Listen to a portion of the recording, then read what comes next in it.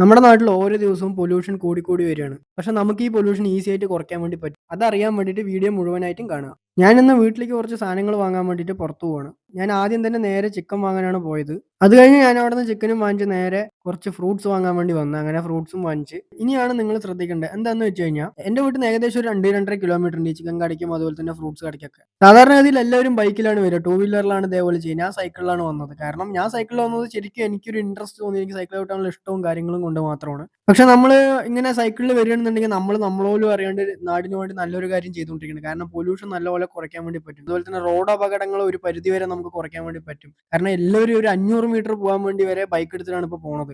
അത്രത്തോളം ആൾക്കാർ മൂവ്മെന്റും ഒന്നും ചെയ്യാണ്ട് മടി പിടിച്ച് എല്ലാവർക്കും മടി പിടിച്ച്. പക്ഷെ നിങ്ങൾ ഇങ്ങനെ സൈക്കിളിൽ പോകണമെങ്കിൽ നിങ്ങൾക്ക് അത്യാവശ്യം പെട്ടെന്ന് എത്തും. നിങ്ങൾക്ക് ഇപ്പോൾ 2 കിലോമീറ്റർ തന്നെ ഒരു 10 മിനിറ്റ് കൊണ്ടൊക്കെ നിങ്ങൾക്ക് എത്താൻ വേണ്ടി പറ്റും. അതുപോലെ തന്നെ പെട്രോൾ ചെലവില്ല.